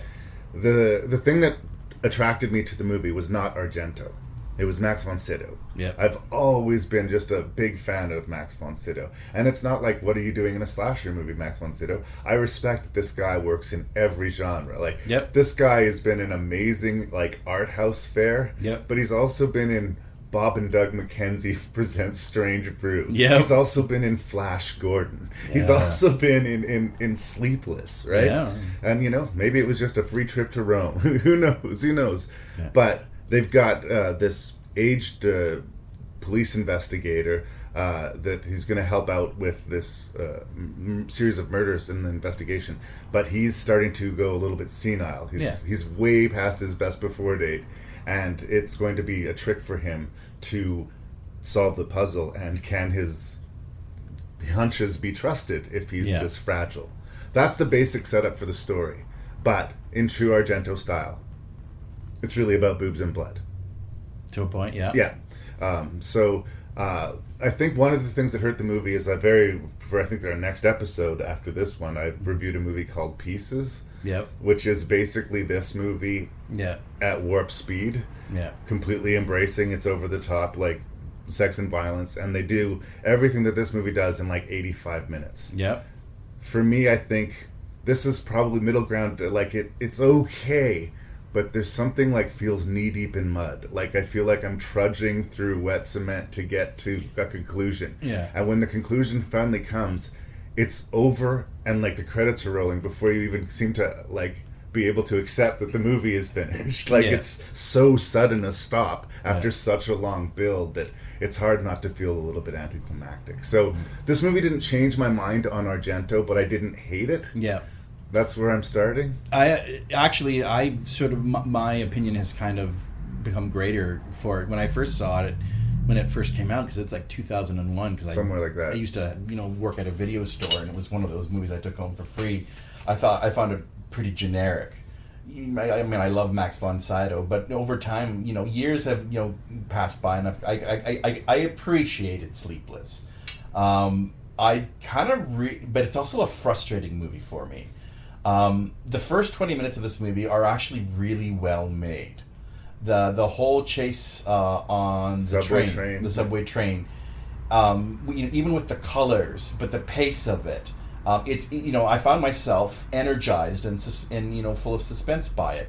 But at the same time, I was mad at it because I felt like the script was cheating a little bit, because we're meant to think at one point that the killer is still back at his place in the bed, or moaning, making that weird sound.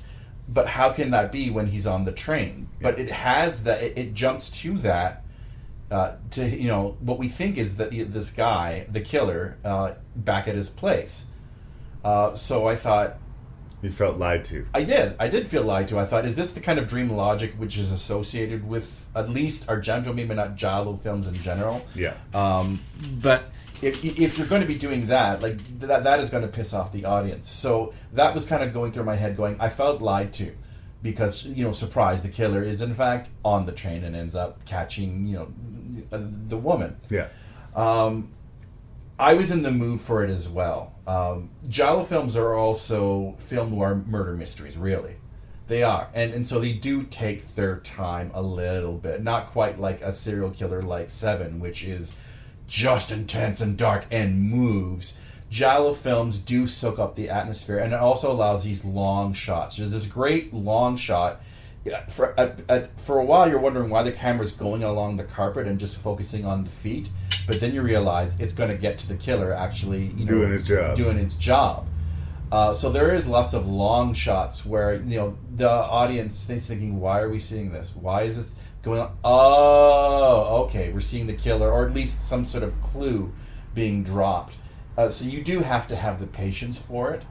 And it does give more impact to the violence. I will give it points. Like, this woman is killed with the flute, is it? Oh, yeah. And, like, it's described, we know what happened to her a little bit before we actually see it, but then we actually see it, and it's shockingly violent. Yeah. And like they hold on it like for repeated hits, and you're just like, good God. Yeah. And in that way, other movies closer to like Pieces, which are just so eager to get to the next kill, there's less impact to the next kill because of it. Yeah.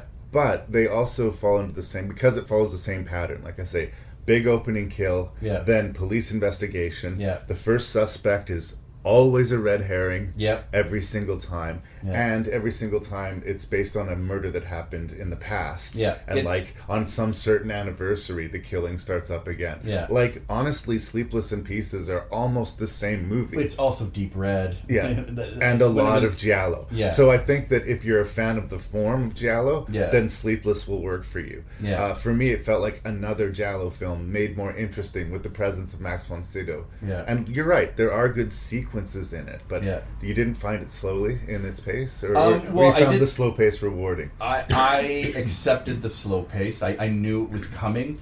That's why I sort of said I was in the mood for it. I think on a different night I might get frustrated. But it is, a lot like these sort of pulp novels that you would see in the airport, these murder mysteries. That's what they really, really are, giallo films. Like I said, I was just in the mood for it, and I wasn't fighting in a lot of ways. The only time I got angry at it was in the first 20 minutes when it was cheating a little bit. Although there's lots of like logic leaps with this movie. Oh yeah, no. I also was pretty enamored with Max von Sydow in this movie. I love the little scenes with him and the parrot. Him figuring out the song. We get to see him fighting his old age, and he knows it. Yeah, that's the sad thing about it. Yeah. It's almost a relief. Spoilers. Yeah. Like, he's having a heart attack, and I think he knows that he's dying as it's happening. Yeah. And, like, I don't know. The idea of feeling yourself slowly slipping away mentally, it would almost be a relief. Yeah. But, and this is a slight against it, and I do like Max von Sydow in the movie, too. When that scene happened, it was neither unexpected to me, nor was it emotionally impactful to me. I was just like, oh, no more Max von Sydow in this movie. Okay. And with his departure, so ends any kind of hero in the movie. Like, we have a main character who solves the mystery, but he doesn't take care of the criminal. Again, the police show up and he gets his face blown up, like, very suddenly. And it's over. Yeah. Here's something else that I didn't catch the first time, but spoilers, the killer is his close friend. Yeah. I hate to spoil this for people. Why would he even invite him back? Like, he even asked him, why did you invite me back? And I kind of went, I'm so stupid. Of course, because he's the killer. Why? There was no other method to it.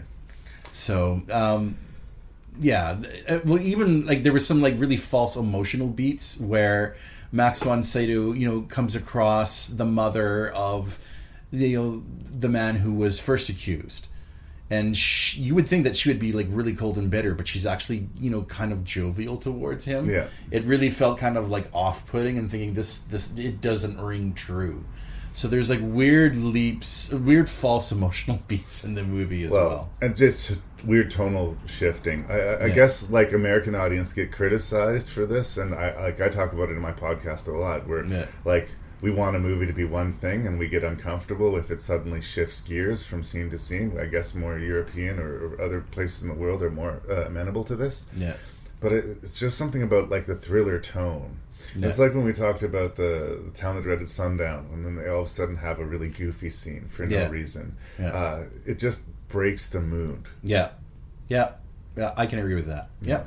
I mean, like, there are way worse Dario Argento films. This movie didn't change my mind about Argento, but it's not necessarily a thumbs down in review. I'm just not enthusiastic about it. No, and that's fair. I'm a little more higher on it, but like I said, I was in the mood for it. I knew in a lot of ways what was coming. So the right movie on the right day. Yep. Have you ever heard of Candyman? If you look in the mirror, you say his name 5 times. In cities everywhere, Candyman? they whisper his name. Right. Candyman. It's just a story. Candyman? Candyman. Just a ghost story. Candyman. An entire community starts attributing the daily horrors of their lives to a mythical figure. The legend first appeared in 1890. He was attacked, mutilated, and burned to death. Poor Candyman. Helen, a woman died in there. Leave it. Everyone knows he isn't real. That's modern oral folklore. Everyone. Except Helen Lyle. Bernadette. It ain't safe around here. I don't scare too easy. Wanna know about Ruthie Jean? They ain't never gonna catch him. Who? Candyman. Who is that? I came for you. Do I know you? So we're going to go back to Clive Barker for the last review. This is another early 90s picture, and it's called Candyman. It's set in Chicago, and Virginia Madsen stars as who's fucking awesome. She's really good in this movie. It was actually a good way for her to sort of break out of the sort of the sultry, sexy femme fatale roles. She was just like really centered and carried the whole movie. She's investigating urban legends, and she is very brazen and brave. Like, one of the interesting things about the movie that it's obviously has like it talks about race. Like, the main character is this black hook-handed vengeful killer, but it was interesting how uncomfortable I was with Virginia Madsen exploring Cabrini Green by herself, and how, like, I feel like that's incredibly dangerous. And that's racial, right? And this movie was made right on the edge of, like, the LA riots and some real tough turmoil. Like, it's hard to say if the timing was good or bad for Candyman, but this issue-based sort of systematic racism is definitely dealt with in Candyman, and in a way that we won't see it really, that in a really large-scale way again until Jordan Peele enters the scene 20 years later, right? So that alone makes the movie interesting. But the thing that makes me come back to Candyman, and the thing that I have like the greatest respect for it, and I think of any of the Clive Barker adaptations, this movie's legitimately fucking scary. There is some genuinely scary stuff. It's not all just like the sort of racial tension stuff either. It's like genuinely strong jump scares, earned jump scares.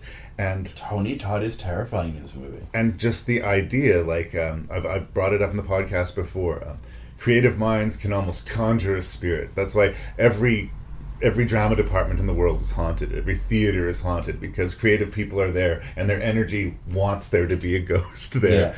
But this is not one of these positive, cute little ghosts. This is all the negative energy and all of the wrongs that have been done, not just to Candyman, but to the community, all centered in this place, that they can summon it. And they can summon it by saying Candyman into a mirror 5 times. It's Clive Barker's version of Bloody Mary, fair enough, but it fucking works. It absolutely fucking works. It takes its time, it's patient, it's atmospheric, and of all the great slasher monsters, one of the interesting things about Tony Todd is he's not wearing a mask, he's not burned, he's not scarred. He's Tony Todd. He's got a hook for a hand. That's our monster. And he's terrifying. That's where I start with Candyman. Well, I'm going to make a bold, controversial statement. Out of all the Clive Barker movies, I think this is the best. I mean, you said it was the scariest. I think it's the strongest. And I this is all due respect to Hellraiser, which Barker directed himself. This movie, I don't find it slow. I mean, it takes its time in a deliberate way.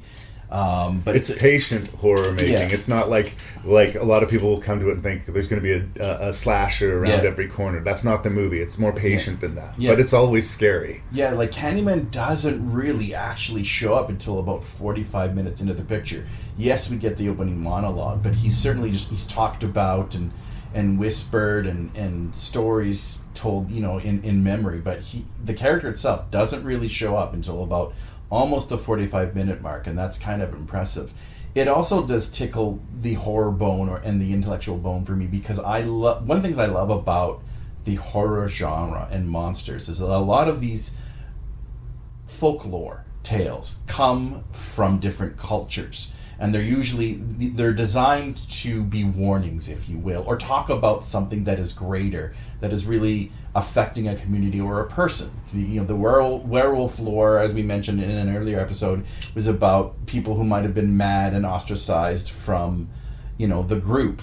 Vampires are to do with sexuality. Frankenstein's about playing God. Yeah. Candyman is really talking about race in a lot of ways. He's a tragic villain, but he's created, his greatest crime is that he fell in love with a white woman during slavery times, and the people believing in Candyman is what keeps him alive. So he says he has to shed innocent blood to stay alive. So it's sort of a little bit not vampiric in that he's drinking blood, but that he has to kill in order to keep living, because if people stop believing him, I love the Freddy Krueger mythos or whatever, he ceases to exist. In fact, the big deal with him convincing her of his existence is that very thing. It's sort of revitalizing his power.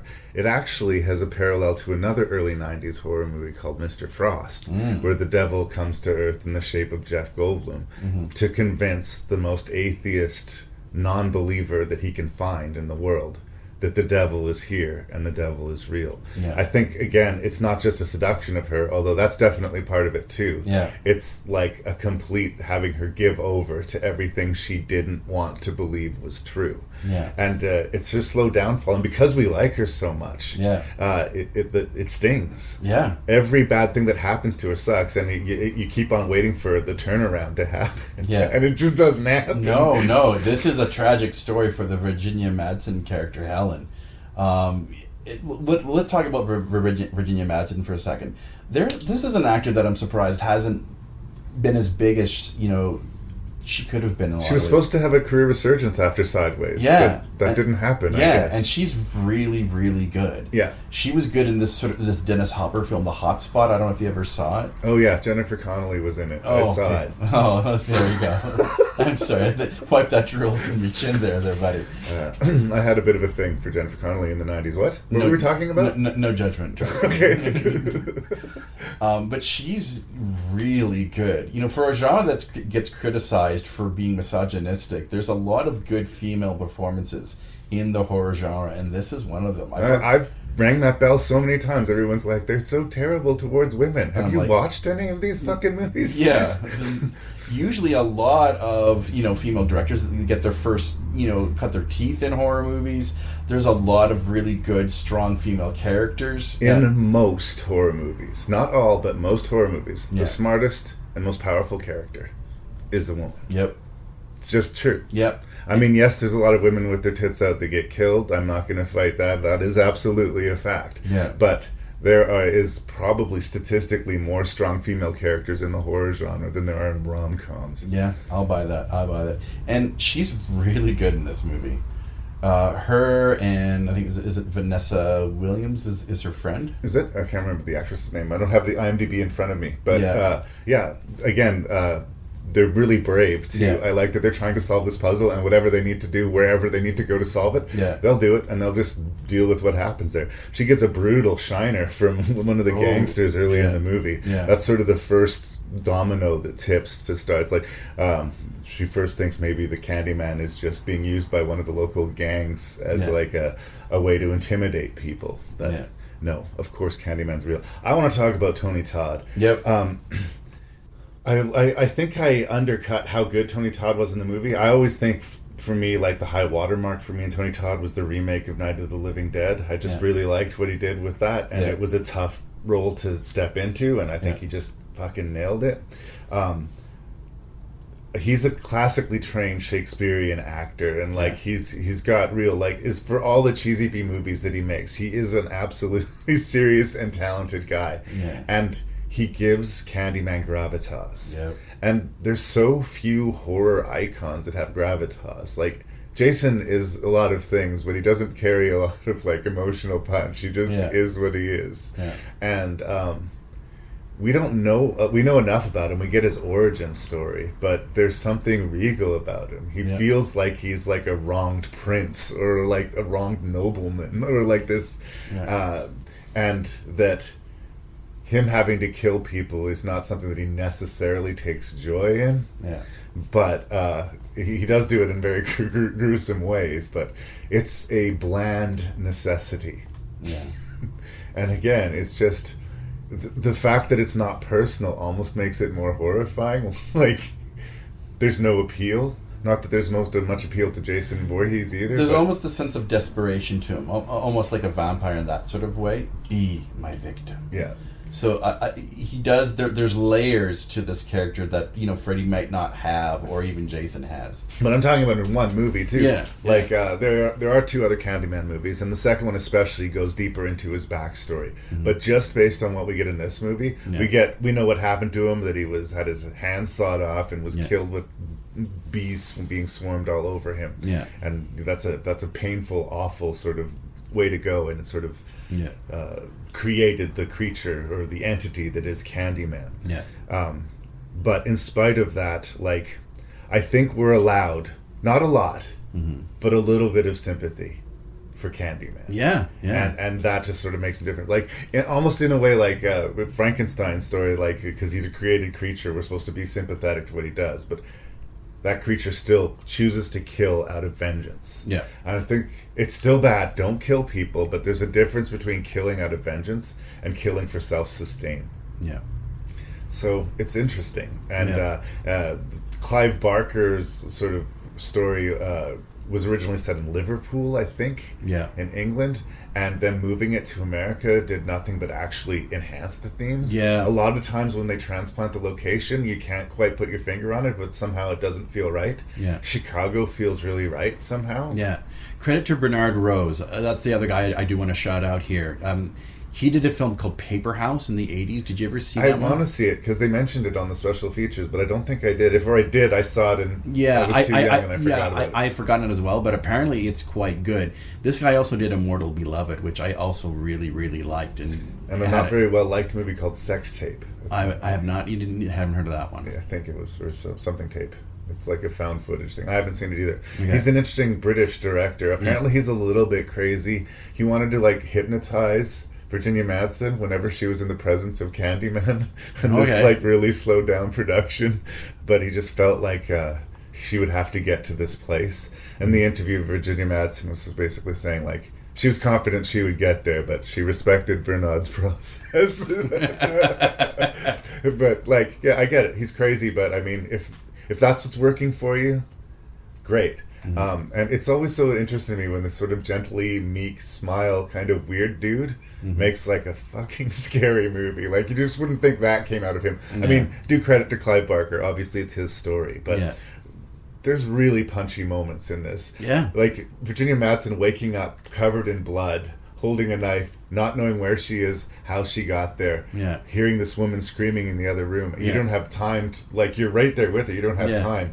And then in self-defense, she ends up striking this woman, and it's not one of these, like, glancing blows. Yeah. It's a butchery. It's just this brutal splash of a cut. And it gets way more intense and way more frightening than you expect it to. Yeah. And, because it had been so patient leading up to it. And then you get your classic horror thing where the protagonist is trying to tell everybody that it's the Candyman. Yeah, but no one believes you. Why would they believe that? Yeah. Right? So I guess what we're saying is that the movie works. Like I haven't said anything negative. No. Even though it's made in the early 90s, I do think it's aged fairly gracefully. There's some maybe fashion things. There's that actor from The Walking Dead who's in it, who plays her scummy boyfriend. I can't remember his name, but he shows up in friggin' everything. Yeah. He's in like Terminator 2. He's in The Rock. He's in like... one of those familiar character actors, and like it seems like I've just been bumping into him again and again, and like even movies from the early 90s. It's a really enviable position, I think, to be in as an actor, where you're constantly working but you're still sort of somehow invisible. I have a lot of respect for that. Xander Berkeley, we'll say it is. We nailed it, knew it all the time. Is there anything else you want to say about Candyman? Have we sufficiently gushed over this one? No, I just want to correct myself. It's Casey Lemons, who's also become quite the filmmaker as well, who plays the best friend. Oh, okay. Casey Lemon's not. That's Vanessa that did something. Vanessa Williams is the mother whose son gets kidnapped. Okay. Yeah. But yes, Casey Lemons is quite the talent as well. I really loved her East Bayou that she did years later with Samuel L. Jackson. There's a reason why Candyman made my top 25 of the best horror films. It is a strong horror film, and like I said, I love that whole urban legend themes that it discusses, because I do think a lot of our great horror stories do come from urban legends. Yeah. So that's another thing that I just love about Candyman. It's a great movie, and you should see it. Sold.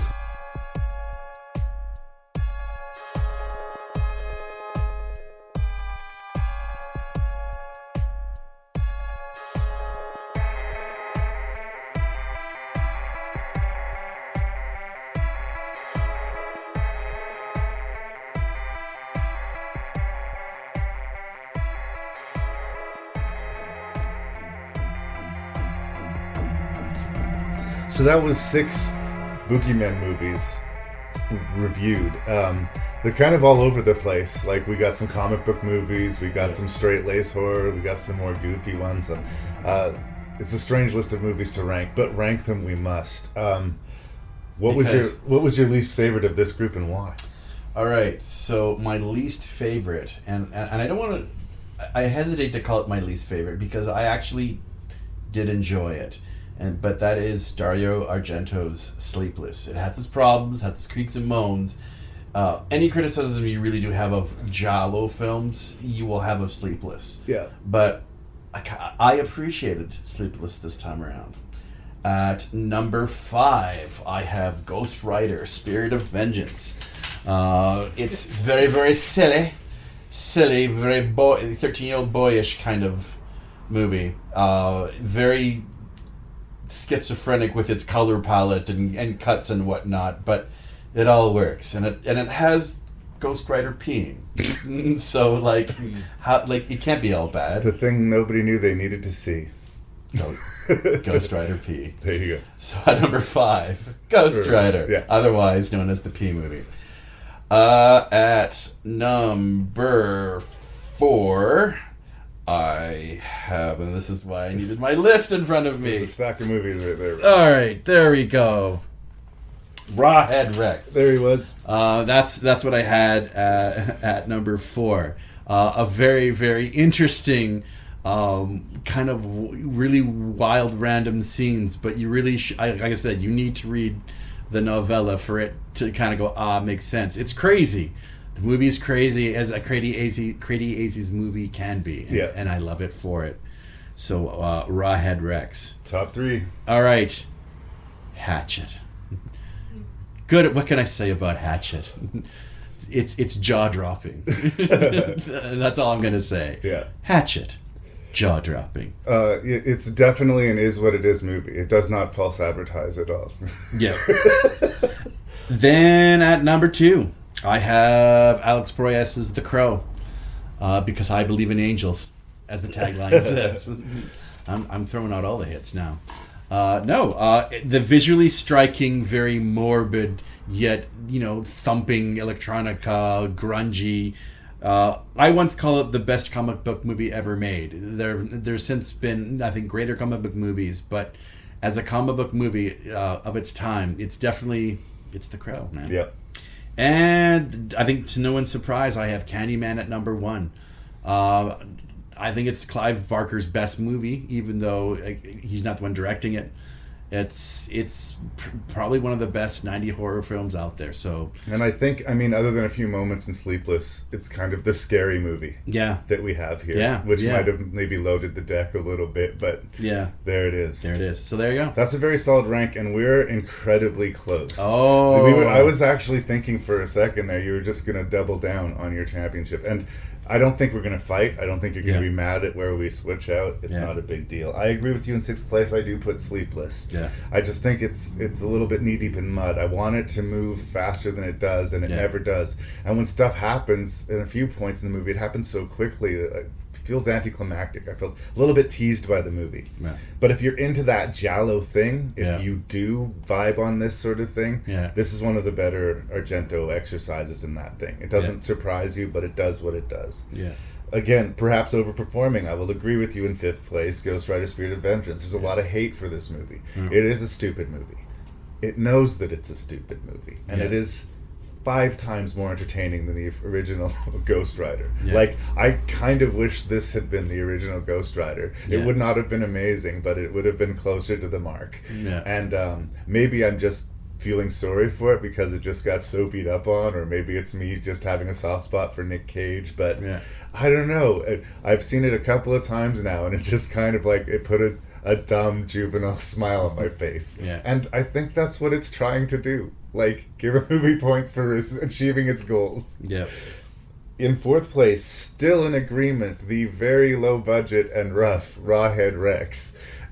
I really wish Rawhead Rex didn't look like a Gwar character. Like, it's unfortunate. It, like, takes the kind of impact away from, like, the creature. And this is a creature movie. And I think it might be kind of getting away with something. But I think, as you'll see as the rest of the list sort of progresses, I'm sort of sympathetic to people who are working uphill with a minimal budget first time out. I put The Crow in third place. Alrighty.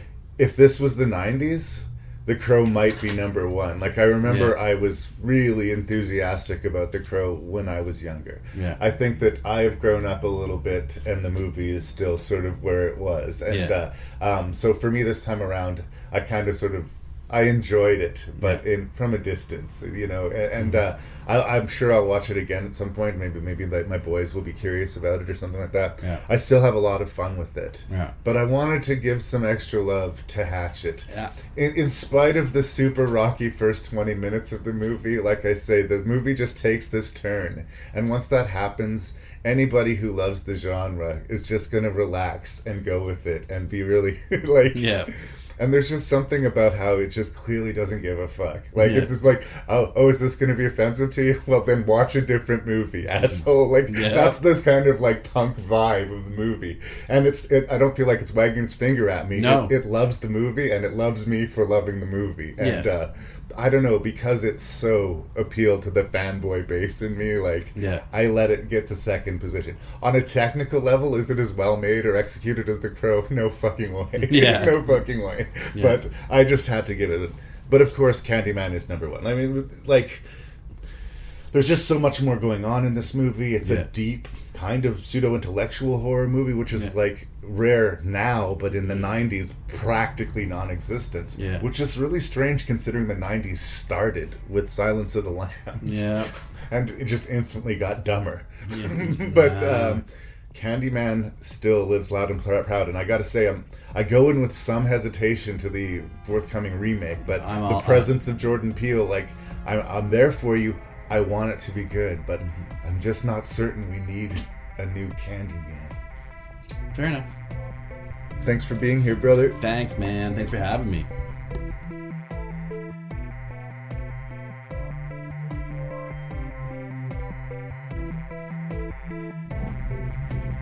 And so endeth the lesson on Boogeymen. This was the 197th episode of Rank and Review. We're closing in towards the 200th episode, you guys. How crazy is that? So I hope you continue to listen. Every other Wednesday, Rank and Review will be dropping new podcasts. Big thanks to Mr. Beckmann for being here for this podcast. And please send your feedback to ranknreview@gmail.com. That's ranknreview@gmail.com. Check out that website at ranknreview.ca. And tell that other movie nerd in your life about the podcast Rank and Review. Thank you so much for your ears, you guys.